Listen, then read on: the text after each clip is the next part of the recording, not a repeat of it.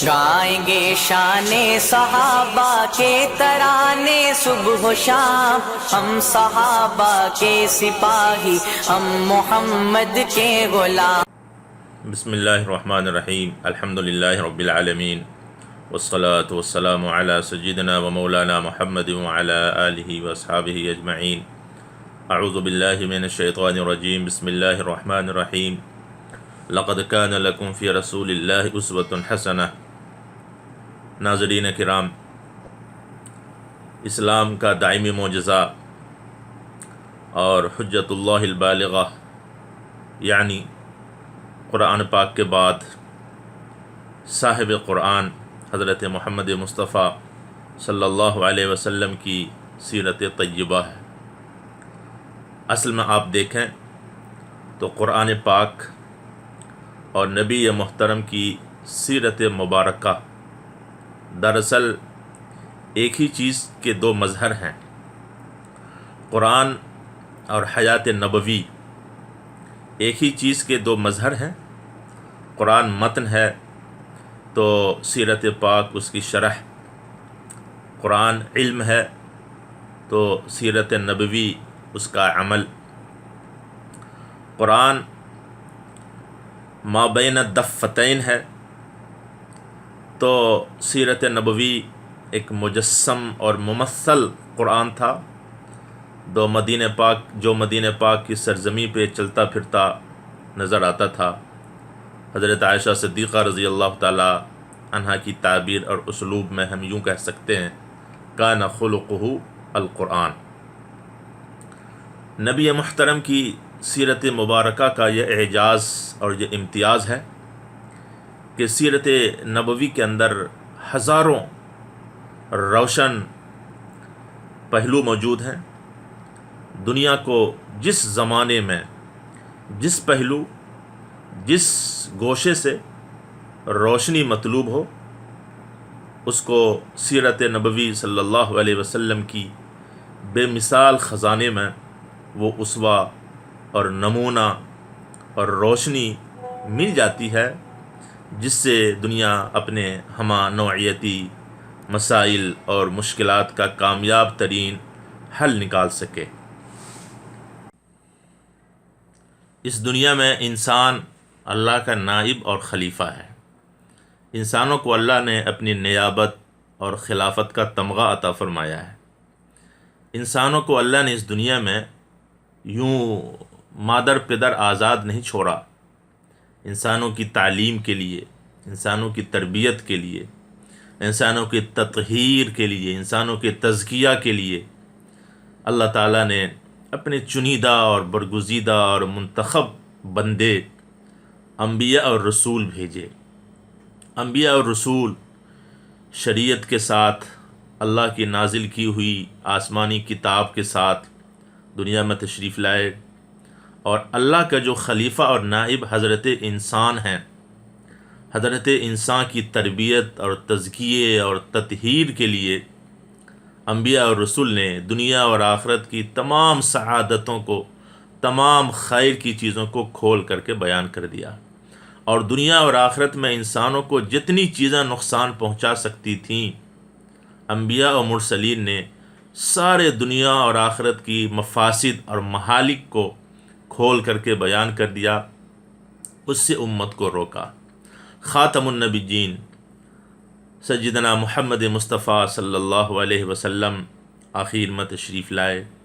آپ صلی اللہ علیہ وسلم نے اللہ کے نائب اور خلیفہ حضرت انسان کی تربیت اور تعلیم اور تزکیہ کے سلسلے میں اتنا زیادہ خیال فرمایا ہے، اتنی زیادہ رعایت فرمائی ہے کہ تفصیل کی جائے تو اس پہ لمبی کتابیں لکھی جا سکتی ہیں۔ آپ صلی اللہ علیہ وسلم نے انسان کی پیدائش سے پہلے انسان کا اتنا خیال رکھا کہ حضور نے فرمایا کہ تنکح المرأة لأربعین، لمالها ولحسبها ولجمالها ولدینها فاظفر بذات الدین تربت یداک۔ انسان جس سے پیدا ہوگا، جس مٹی سے انسان کی تخلیق ہوگی، جس زمین سے، جس سرزمین سے انسان کی پود اٹھے گی، نبی محترم حضرت محمد مصطفیٰ صلی اللہ علیہ وسلم نے اسی سرزمین کے انتخاب کے وقت یہ ہدایت فرمائی کہ نیک خاتون کو اپنی زوجیت میں لاؤ، فظفر بذات الدین، دیندار عورت کا انتخاب کرو، تو اس سے جو انسان پیدا ہوگا وہ بھی دیندار ہوگا۔ بچے اور بوڑھوں کے مقابلے میں نوجوانوں کے اندر قوت، صلاحیت، امنگ، جفاکشی، بلند حوصلگی، بلند پروازی کوٹ کوٹ کر کے بھری ہوتی ہے۔ اس لیے نوجوان یہ جوہر قوم و ملت شمار ہوتے ہیں۔ قوم و ملت کی امیدوں کی کرن یہ نوجوان ہوتے ہیں، اور قوموں کی ترقی اور تنزلی، قوموں کے عروج اور زوال کا انحصار نوجوانوں پر ہے۔ ستاروں پہ کمندر ڈالنے والے نوجوان ہوتے ہیں۔ قوم و ملت کا متاع گراں مایہ، قیمتی سرمایہ، گنج گراں مایہ جسے کہہ لیجیے، یہ نوجوان ہوتے ہیں۔ اس لیے ہر ملک، ہر حکومت اپنی افواج میں، دفاعی اور عسکری اداروں میں، حکومتیں اور ریاستیں بچے کو نہیں رکھتے، بوڑھوں کو نہیں رکھتے، ریٹائر کر دیتے ہیں، نوجوانوں کو رکھتے ہیں۔ کیوں؟ ملک کی حفاظت، ملک کا دفاع نوجوانوں پہ منحصر ہے۔ تو نوجوان قوم و ملت کا متاع گراں مایہ ہوتے ہیں، اور نوجوانوں کی قیمت، ان کی اہمیت، اس کی حیثیت معاشرے میں، سماج میں مسلم ہے۔ اس لیے ہم دیکھتے ہیں کہ محمد عربی صلی اللہ علیہ وسلم نے اتنے قیمتی طبقہ کے لیے کیسی رہبری فرمائی ہے، کس قدر آپ صلی اللہ علیہ وسلم نے نوجوانوں کی تربیت کی فکر فرمائی ہے۔ نوجوان کسے کہتے ہیں؟ ہم جسے نوجوان کہتے ہیں، عربی میں اسے شاب کہتے ہیں۔ شاب کے لغوی معنی ہے ابھرنا، ہر ابھری ہوئی چیز کو شاب کہتے ہیں۔ نوجوانوں کے اندر چونکہ جوش ہوتا ہے، جذبہ ہوتا ہے، ہمت ہوتی ہے، اس لیے اس کو شاب کہتے ہیں۔ طاقت سے بھرپور، توانائی سے بھرپور ہوتا ہے نوجوان طبقہ، اس لیے اسے نوجوان کہتے ہیں۔ کس عمر کے بچوں کو یا بچیوں کو نوجوان کہہ سکتے ہیں؟ اس کے بارے میں علماء کے اختلافی اقوال ہیں۔ علامہ نووی رحمہ اللہ کا خیال یہ ہے کہ بلوغت سے 30 سال یا 32 اور 33 سال تک کے درمیانی عمر کو عہد شباب کہتے ہیں، نوجوانی کہتے ہیں۔ لیکن اس کے مقابلے میں ایک راجح اور مضبوط قول یہ ہے کہ بلوغت سے لے کر 40 سال تک کی عمر کو یہ نوجوانی کی عمر کہتے ہیں۔ بلوغت سے لے کر 40 سال تک کی عمر کے لڑکوں اور لڑکیوں کو نوجوان کہتے ہیں۔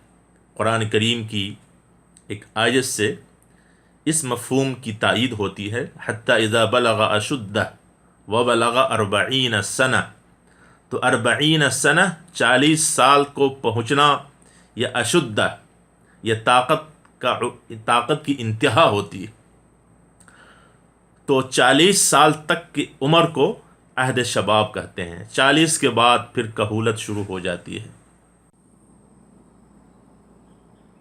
نوجوانوں کی جرأت، ہمت، بہادری، حوصلہ، حق گوئی اور عزم و حزم اور باطل کے سامنے استقامت اور دفاع حق، ان جیسی خوبیوں اور صفات اور محاسن کا تذکرہ قرآن نے بھی کیا ہے۔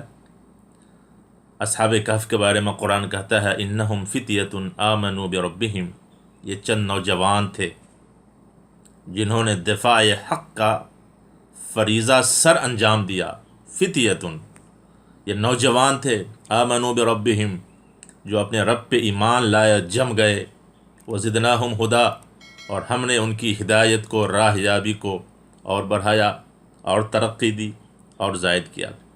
وربطنا علی قلوبہم اذ قاموا، جب بادشاہوں کے سامنے یہ لوگ اٹھے اور آئے تو ہم نے ان کے دلوں کو مضبوط کیا، حوصلہ بخشا۔ تو قرآن نے ان نوجوانوں کے دفاع حق اور حق پہ جمنے کی تعریف اور مدح قرآن نے کی ہے۔ مشہور حدیث ہے، اللہ کے رسول صلی اللہ علیہ وسلم فرماتے ہیں، لا یزول قدم ابن آدم یوم القیامہ حتی یسأل عن خمس، قیامت کے دن میدان حشر میں انسان کے پاؤں ہٹیں گے نہیں جب تک کہ اپنی قدم اپنی جگہ سے ہٹیں گے نہیں جب تک کہ وہ 5 چیزوں کا جواب نہ دے دے۔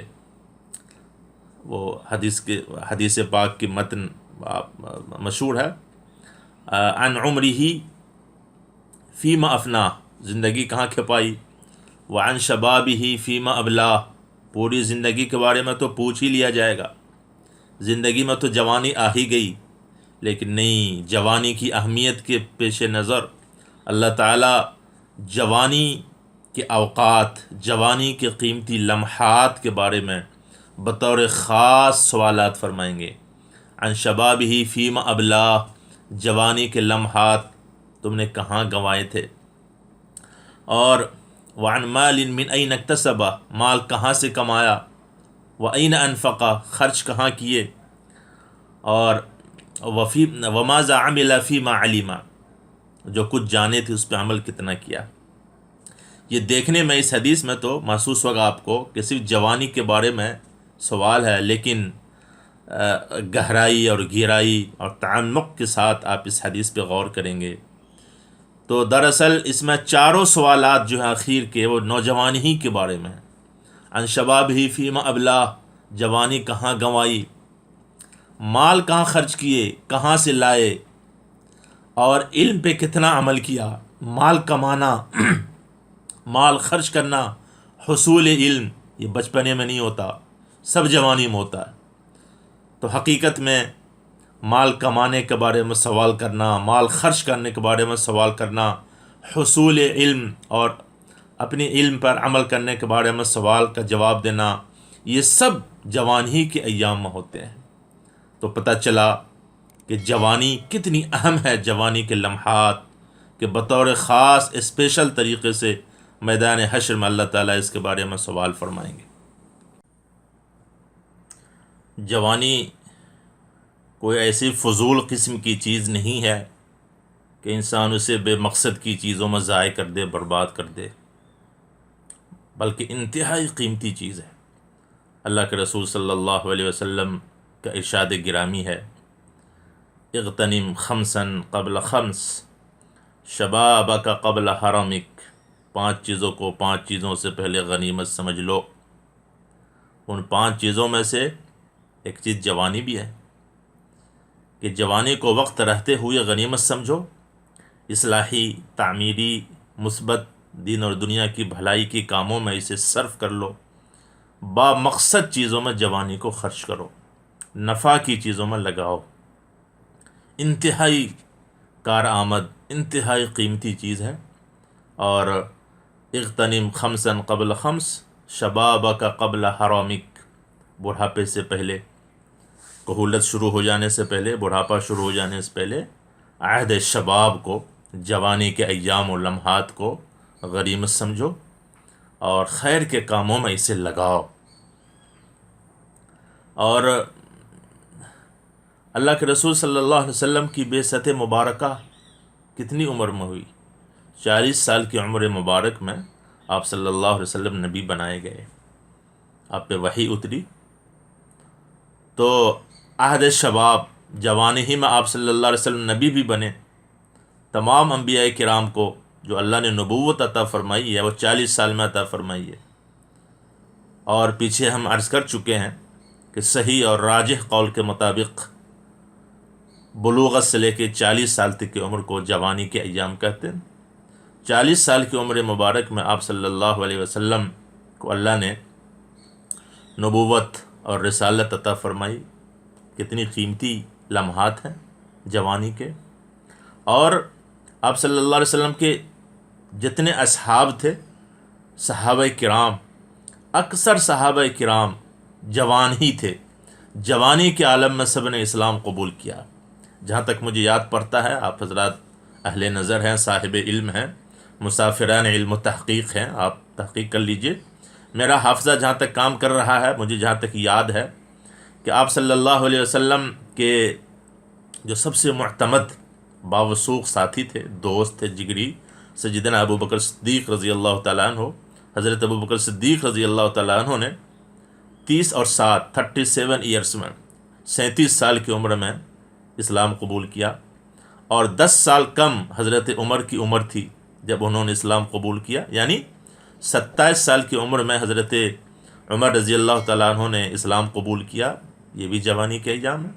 حضرت عثمان بن عفان رضی اللہ تعالیٰ عنہ، حضرت علی بن ابی طالب رضی اللہ تعالیٰ عنہ، اور حضرت بلال بن رباح رضی اللہ تعالیٰ عنہ، حضرت مصعب بن عمیر رضی اللہ تعالیٰ عنہ، اور حضرت عبد الرحمن بن زبیر رضی اللہ تعالیٰ عنہ، عبد الرحمن بن عوف رضی اللہ تعالیٰ عنہ، سعید بن زید رضی اللہ تعالیٰ عنہ، عبداللہ بن مسعود رضی اللہ تعالیٰ عنہ، اور عبداللہ بن مسعود رضی اللہ تعالیٰ عنہ، اور سعد بن ابی وقاص رضی اللہ تعالیٰ عنہ، یہ سارے کے سارے صحابہ نوجوان تھے۔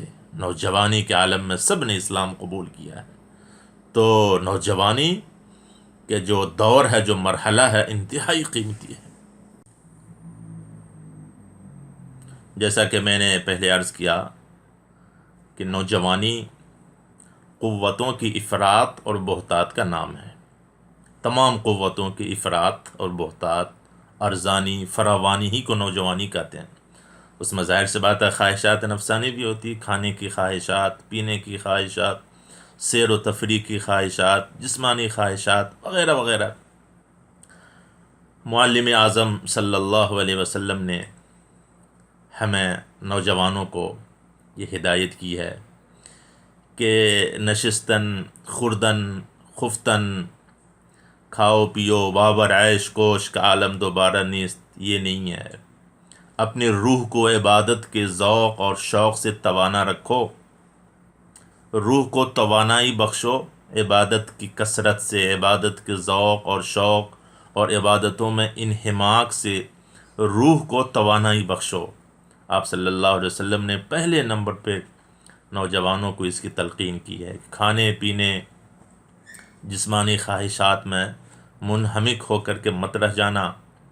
آپ صلی اللہ علیہ وسلم نے ترغیب دی کہ سبعۃ یظلھم اللہ فی ظل یوم لا ظل الا ظلہ، کہ 7 خوش نصیب جن کو اللہ تعالیٰ قیامت کے دن اپنا خصوصی عرش کا سایہ عطا فرمائیں گے، اس میں سے شاب نشأ فی عبادت اللہ، اس میں ایک وہ نوجوان بھی ہوگا جس کے شب و روز کے لمحات اللہ کی عبادت میں گزرتے ہوں، جس کی پرورش اور پرداخت اللہ کی عبادت میں ہوئی ہو۔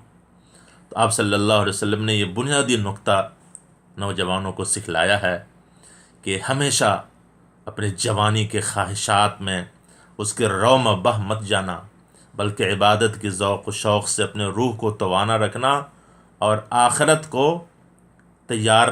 کی تیاری کرنا۔ یہ آپ صلی اللہ علیہ وسلم کی سیرت مبارکہ سے نوجوانوں کے لیے اصول ملتے ہیں۔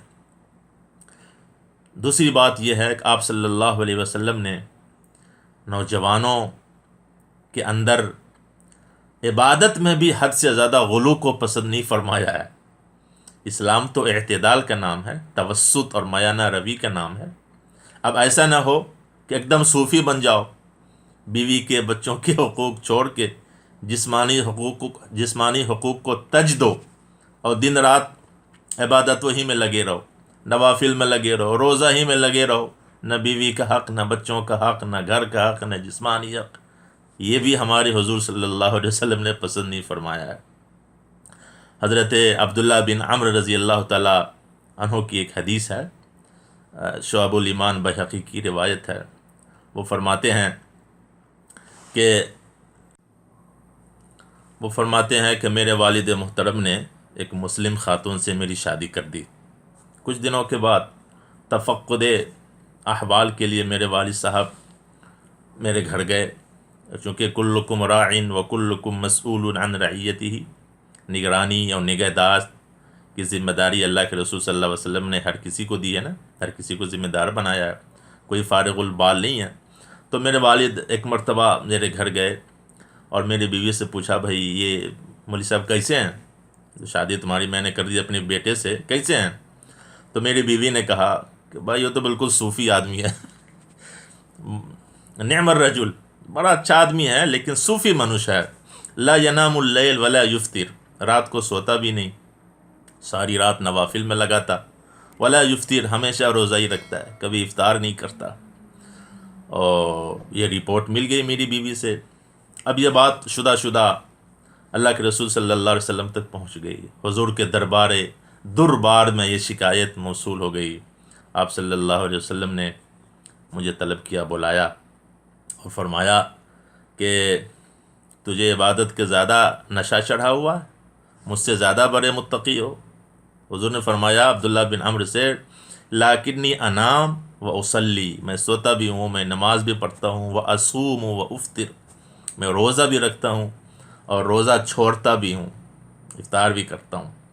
تو ایسا مت کرو کہ ہمیشہ روزہ ہی رکھو، پوری رات نوافل ہی میں رہو، سو مت، ایسا نہیں کرنا۔ ہدایت فرمائی حضور نے، یہ ہے نوجوانوں کی تربیت، سیرت نبوی سے رہنما اصول۔ حضور نے عبداللہ بن عمرو سے فرمایا، صم من کل شہر ثلاثۃ ایام، ایک مہینہ میں سے روزہ لگاؤ، ایک مہینے میں 3 دن صرف روزے رکھو۔ تو عبداللہ بن عمرو نے کہا کہ حضور 3 دن تو کم ہے، مجھے تو اس سے زیادہ قوت ہے، اس سے زیادہ طاقت ہے، میں تو اسے روزہ کیا 10 روزہ لگا سکتا ہوں، میں 10 روزے رکھ سکتا ہوں، آپ تو 3 دن فرما رہے ہیں۔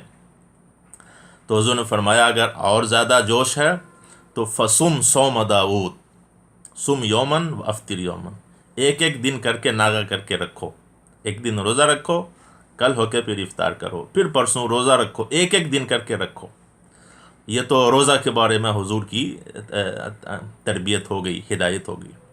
اب قرآن کے بارے میں فرمایا حضور نے، وقرأ القرآن فی کل شہر، اب نہیں کہ پوری رات میں قرآن ہی پڑھتے بیٹھے رہ جاؤ، بیوی بچوں کا حق گئے، نہیں، وقرأ القرآن فی کل شہر، ایک مہینے میں ایک ختم کرنا قرآن کا۔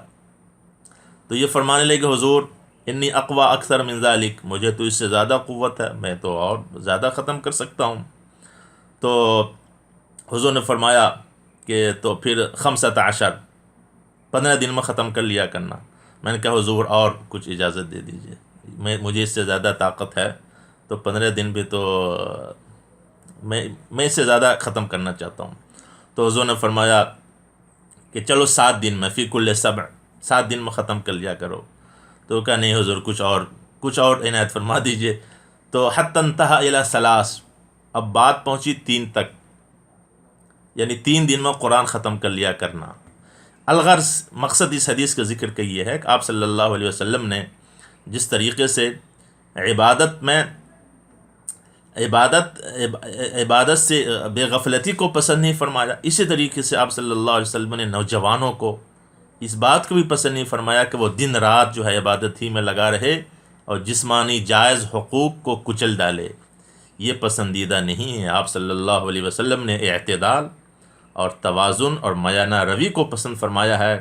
یہ نوجوانوں کے لیے آپ صلی اللہ علیہ وسلم نے توسط اور اعتدال کو پسند فرمایا ہے۔ نوجوانوں کے سلسلے میں معلم اعظم حضرت رسول کریم صلی اللہ علیہ وسلم کی ایک اہم سنت اور ایک اہم طریقہ یہ تھا، ایک اہم طریقہ حضور کا یہ تھا کہ آپ صلی اللہ علیہ وسلم اپنے صحابہ کی فطری صلاحیتوں اور ان کے ذاتی رجحانات، ذاتی میلانات، ذاتی ذوق اور شوق اور طبعی خیالات اور رجحانات کا خیال فرماتے تھے، اور صحابہ جس میدان میں زیادہ دلچسپی لیتے تھے آپ صلی اللہ علیہ وسلم اسی میدان کی ذمہ داری ان کو عطا فرماتے تھے۔ ایسا نہیں کہ سب کو ایک ہی لائن میں لگا دیا آپ صلی اللہ علیہ وسلم۔ بعض اصحاب کو آپ صلی اللہ علیہ وسلم نے تعلیم و تعلم میں لگایا، بعض اصحاب کو آپ صلی اللہ علیہ وسلم نے امور جہاں بانی میں لگایا، بعض کو جنگی قیادت عطا فرمائی، بعض کو علمی سیادت، علمی امارت، علمی قیادت عطا فرمائی، بعض کو دعوتی قیادت عطا فرمائی۔ تو ذاتی رجحانات، ذاتی میلانات کا حضور خیال فرماتے تھے نوجوانوں کے بارے میں۔ آج یہ ہمارے یہاں کمی ہے، جو جس مزاج کا ہو اس کو بس ایک ہی لائن میں لگا دیے، تو اس لیے خاطر خواہ کام آج ہمارے یہاں نہیں ہو پا رہا۔ چنانچہ آپ دیکھیے، آپ صلی اللہ علیہ وسلم نے دعوتی میدان میں اور جنگی میدان میں آپ صلی اللہ علیہ وسلم نے جو قیادت سونپی ہے، وہ حضرت علی کو، حضرت حمزہ رضی اللہ تعالیٰ عنہ کو، حضرت جعفر رضی اللہ تعالیٰ عنہ کو، زید بن حارثہ رضی اللہ تعالیٰ عنہ کو، عبداللہ بن رواحہ رضی اللہ تعالیٰ عنہ کو، ابو عبیدہ ابن جراح رضی اللہ تعالیٰ عنہ کو، خالد ابن ولید سیف اللہ جن کا لقب تھا ان کو، حضرت عمرو بن عاص رضی اللہ تعالیٰ عنہ کو جو فاتح مصر کہلاتے ہیں، سعد بن ابی وقاص رضی اللہ تعالیٰ عنہ کو، ان کو آپ صلی اللہ علیہ وسلم نے جنگی قیادت عطا فرمائی، امور جہاں بانی عطا فرمائی۔ کیوں؟ اس لیے کہ ان کی ذاتی دلچسپی انہی چیزوں میں تھی۔ اور ان کے برخلاف عبادلہ خمسہ یا عبادلہ اربع، حضرت عبداللہ بن عباس، حضرت عبداللہ بن عمر، عبداللہ بن عمر، عبداللہ بن زبیر، یہ عبادلہ اربع ہو گئے۔ اور عبداللہ بن مسعود، بعض علماء کہتے ہیں وہ عبادلہ اربع میں نہیں ہے چونکہ ان کی وفات پہلے ہوئی ہے۔ تو عبداللہ بن مسعود ہوئے، عبداللہ بن عباس ہوئے، عبداللہ بن عمر ہوئے، عبداللہ بن عمرو بن عاص ہوئے، عبداللہ بن عباس رضی اللہ تعالیٰ عنہم اجمعین، ان کو آپ صلی اللہ علیہ وسلم نے علمی قیادت عطا فرمائی۔ اور بڑے بڑے اجلاء صحابہ، باوجود کہ یہ حضرات عمر میں کم تھے لیکن بڑے بڑے کبار صحابہ ان کو اپنا علمی قائد مانتے تھے۔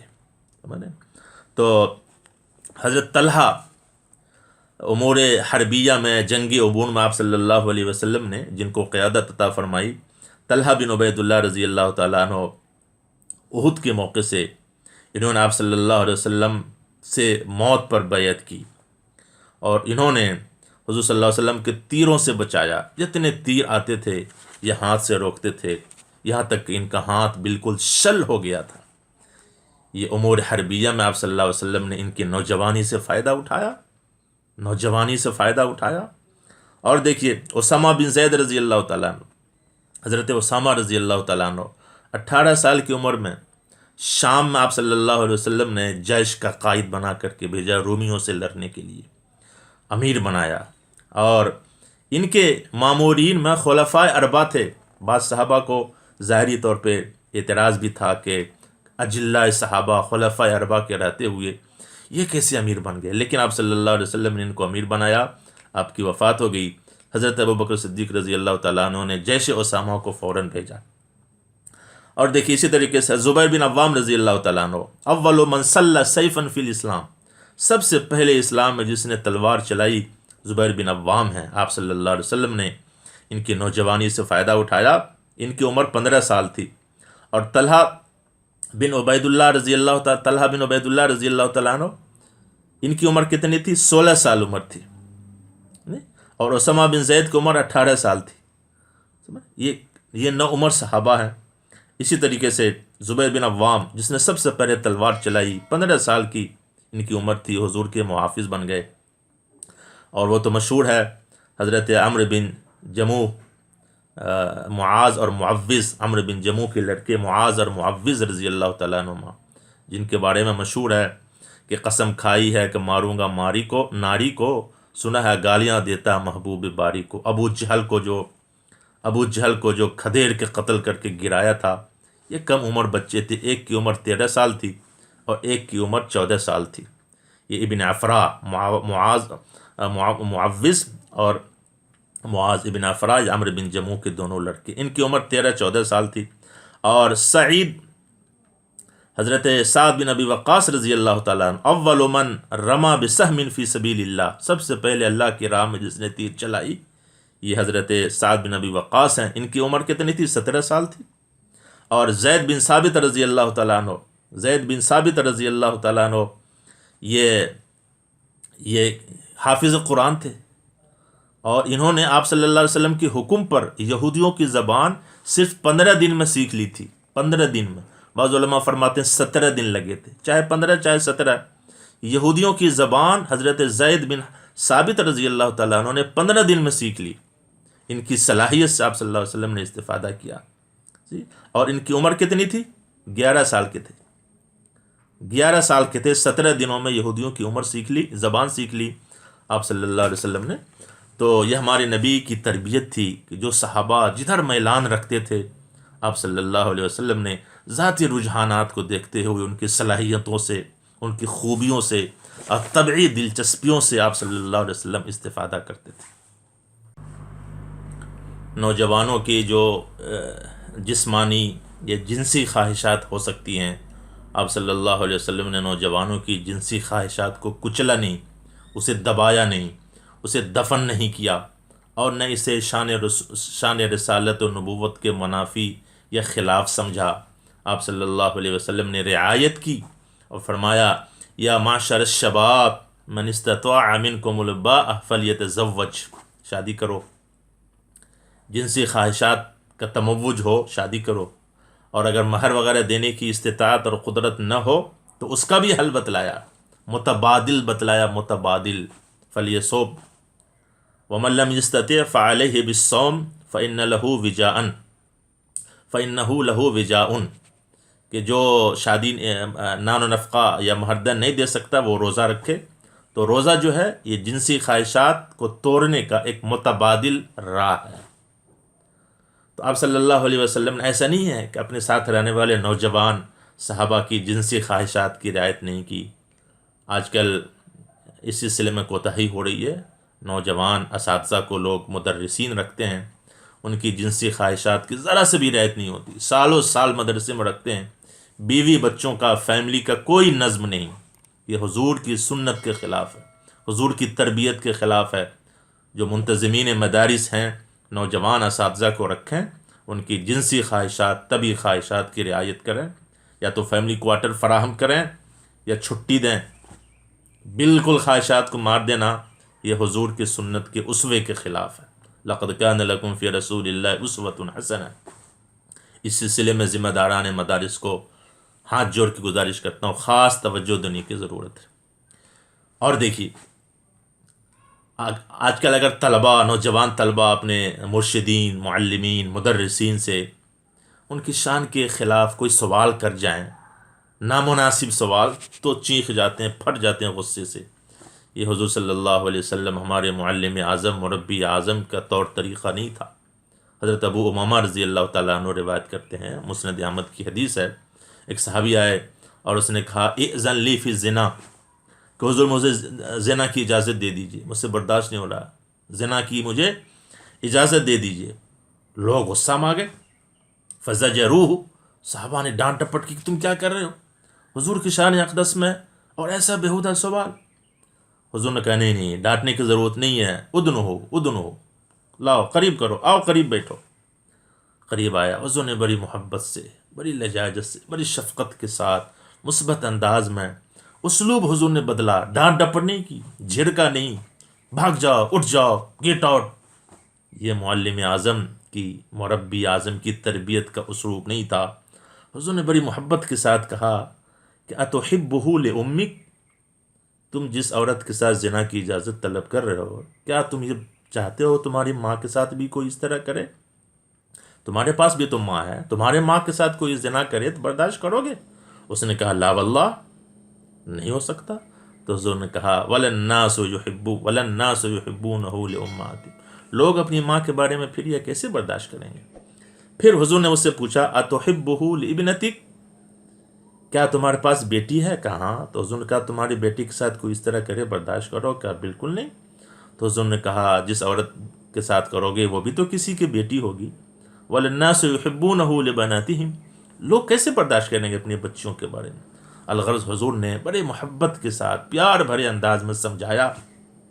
جانتے تھے نوجوان ہے، یہ جوش مار رہا ہے، جوانی ہے نا، تو طوفان ہے، وہ تو آگ کی لہر ہے، خواہشات کے ایک طوفان ہے، ٹھاٹا مارتا ہوا سیلاب ہے، تموج ہے۔ حضور نے جو ہے نوجوانی کو بھانپا، تربیت کی، اور حضور نے بڑی محبت کے ساتھ فوضع یدہ علیہ، آپ صلی اللہ علیہ وسلم نے ہاتھ رکھا سینے پہ، اور حضور نے دعا دی اللہم اغفر ذنبہ وطہر قلبہ وحسن فرجہ، اللہ اس کے گناہوں کو معاف کر دے، اللہ اس کے دل کو پاک و صاف کر دے، اور اللہ اس کے شرمگاہ کو عفیف بنا دے، پاک دامن بنا دے۔ اس کے بعد کہتے ہیں فلم یکن بعد ذلک الفتى یلتفت ولا شیء، پھر اس کے دل میں کبھی جو ہے اس سلسلے میں کوئی خیال نہیں گزرا۔ تو یہ ہے غصے سے بھڑکے نہیں۔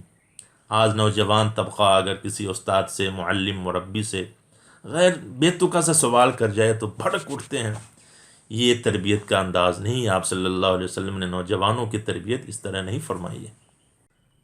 بات لمبی ہو گئی، بات تھوڑی سی طویل ہو رہی ہے، میں بات کو سمیٹ رہا ہوں۔ تو آپ صلی اللہ علیہ وسلم نے اپنے نوجوان صحابہ کی جذبات کی، خواہشات کی، جنسی خواہشات کی اور طبعی رجحانات کی رعایت فرمائی ہے۔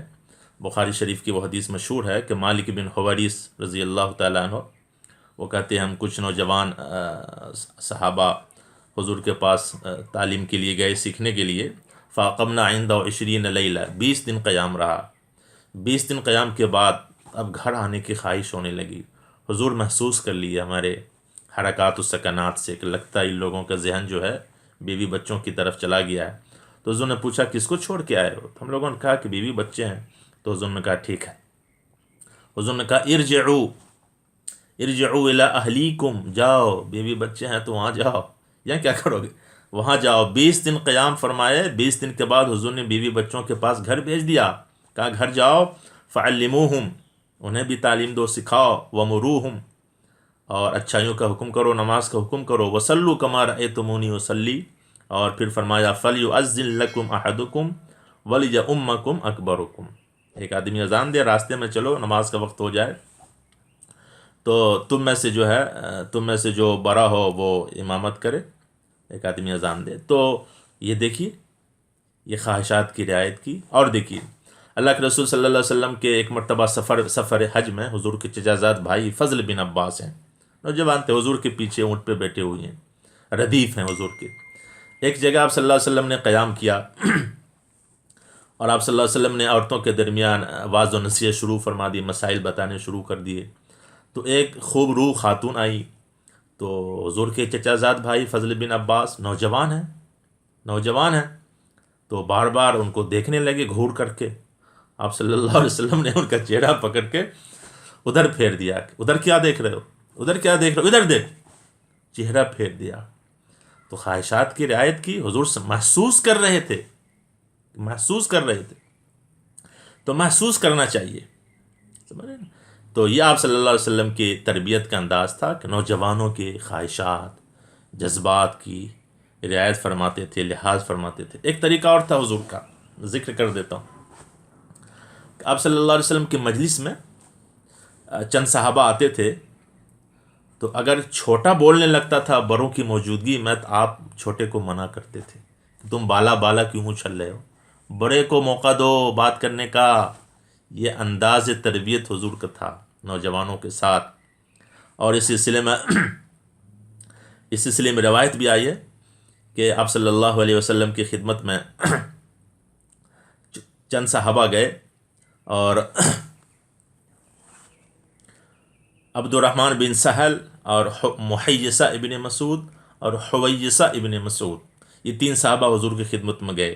عبد الرحمن بن سہل چھوٹے تھے، اور باقی جو ہے محیصہ اور حویصہ ان سے عمر میں بڑے تھے۔ حضور کی مجلس میں گئے تو عبد الرحمن بن سہل چھوٹے ہونے کے باوجود بڑوں کی موجودگی میں حضور سے بات کرنے لگے۔ تو حضور نے اس سے کہا او بھائی کبر، بڑوں کی موجودگی میں چھوٹے کو بات نہیں کرنا، بڑوں کو موقع دو۔ تو اس طرح آپ صلی اللہ علیہ وسلم نے نوجوانوں کی تربیت فرمائی۔ اور اس کے علاوہ ایک اہم چیز یہ ہے کہ آپ صلی اللہ علیہ وسلم نے اپنے صحابہ کو ریاضت، جسمانی مشق کی بھی ترغیب دی ہے۔ ایسا نہیں کہ پڑے بیٹھے رہو، جسم کی طاقتوں کو، توانائی کو برباد کر لو۔ ریاضت، محنت، جفا کشی، تیر اندازی، آپ صلی اللہ علیہ وسلم نے اس کی تربیت دی ہے۔ اور قبیلہ اسلم کے پاس سے حضور کا گزر ہوا، آپس میں سب تیر اندازی کر رہے تھے۔ آپ صلی اللہ علیہ وسلم نے انہیں دیکھ کے کہا ارمو بنی اسماعیل تیر اندازی کرو، فإن أباكم كان راميا، تمہارے باپ اسماعیل بھی تیر انداز تھے۔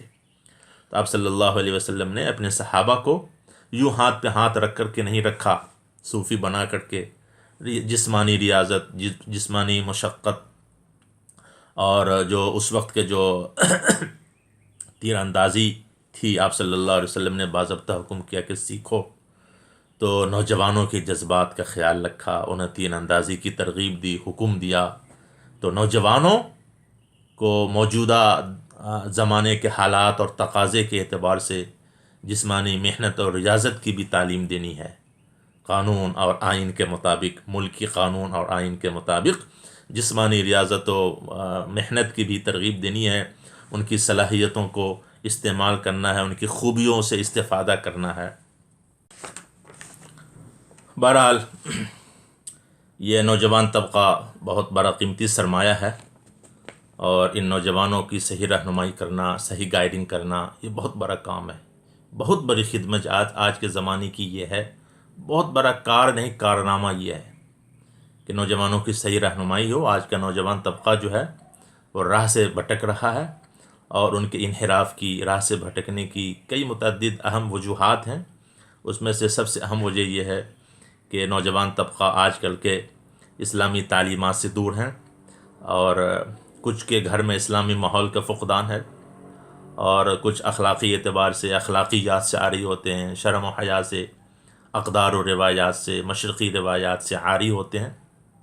کچھ بے روزگار ہیں، کوئی کام دھندہ نہیں ہے تو بیٹھ کر کے برباد ہو رہے ہیں، ضائع ہو رہے ہیں، اور کچھ جو ہے مغربی تہذیب اور جدیدیت کے اثرات سے بے حد متاثر ہیں، اور کچھ بھیا لوگ جو ہیں وہ حیا سوز اور بے شرم ویب سائٹس سے خوب استفادہ کرتے ہیں، اور ایک جنبش انگشت، انگلی کے ایک جنبش سے گندی گندی سائٹوں پہ جا کر کے اپنے اخلاق کو، روایات کو، طور طریق کو، چال چلن کو، سب کو برباد کر رہے ہیں۔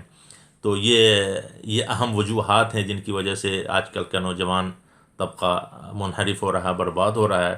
اب ذمہ داری کیا ہے؟ ذمہ داری سب سے پہلے گھر کی بنتی ہے، گھر والوں کی ذمہ داری ہے اپنی اولاد پہ نظر رکھیں، ان کے چال چلن پہ، نشست و برخاست پہ نظر رکھیں۔ اور دوسری ذمہ داری بنتی ہے تعلیم گاہوں کی، کہ تعلیم گاہیں اور ادارے ایسے نہیں کہ علم کی فراوانی ہو اور تربیت کی کمی ہو۔ تو اکبر الہ آبادی کا غالباً شعر ہے نا کہ کاش کے فرعون کو کالج کے نہ سوجھی، یوں قتل سے بچوں کے وہ بدنام نہ ہوتا، کاش کے فرعون کو کالج کی نہ سوجھی۔ صرف تعلیم کافی نہیں، تربیت بہت ضروری ہے۔ تربیت کے بغیر تعلیم کچھ نہیں ہوگا۔ آج کل کے ادارے جو ہے ذبح خانے ہیں، مذبح ہیں، بچوں کی لائف اور مستقبل برباد کر رہے ہیں۔ تو تعلیم کے ساتھ تربیت بہت ضروری ہے۔ مخرب اخلاق تمام حرکات و سکنات سے پہ اداروں کی طرف سے پابندی عائد ہونی چاہیے۔ تو یہ اداروں کی ذمہ داری بنتی ہے بچوں کی، نوجوانوں کی تربیت کریں، اس پر نظر رکھیں۔ اور تیسری ذمہ داری بنتی ہیں قائدین کی، سماجی ذمہ داران کی، مسلم تنظیموں کی، مسلم تحریکوں کی، اور سماج اور معاشرے میں ذمہ دارانہ حیثیت رکھنے والے قائدین، علماء کی، مربیین کی، دعات کی، کہ وہ طلباء کو بٹھائیں، سمپوزیم کریں، محاضرہ کریں، وقتاً فوقتاً طلباء کی تفہیم کریں، مثبت، میٹھے اور محبت بھرے انداز اور لب و لہجہ میں بچوں کو تفہیم کریں، اور ان کی صلاحیتوں سے استفادہ کریں۔ بار بار مناقشہ، مباحثہ ہو، بچوں کے ذاتی رجحانات، طبعی میلانات، فطری خواہشات کے مطابق بچوں کو کام پہ لگائیں، اور اگر ان کی طرف سے کوئی آداب کے خلاف کوئی حرکات و سکنات کا صدور ہو جائے تو اس پہ آپے سے باہر نہیں ہونا چاہیے۔ محبت کے ساتھ، پیار کے ساتھ یہ نوجوان طبقہ کو ہم راہ راست پہ لائیں گے تو یہ طبقہ جو ہے دنیا کا رخ بدل سکتے ہیں۔ تمام تحریکوں کا، مہم کا، انقلابات کا محور یہ نوجوان طبقہ ہے۔ اللہ نے ان میں زبردست صلاحیت رکھی ہے، کمی یہ ہے کہ ان کی صلاحیت کو ہم صحیح رخ پہ لگائیں اور ان کی محاسن و کمالات سے استفادہ کریں۔ اللہ تعالی ہم کو، آپ کو، سب کو حضور پاک صلی اللہ علیہ وسلم کے اسوے اور سیرت کی روشنی میں اس نوجوان طبقے کو راہ راست پہ لانے کی توفیق عطا فرمائے۔ السلام علیکم ورحمۃ اللہ وبرکاتہ۔ محمد کے پیاروں سے ہے پیار ہم کو، یہ کل بھی کہا تھا، یہ اب بھی کہیں گے۔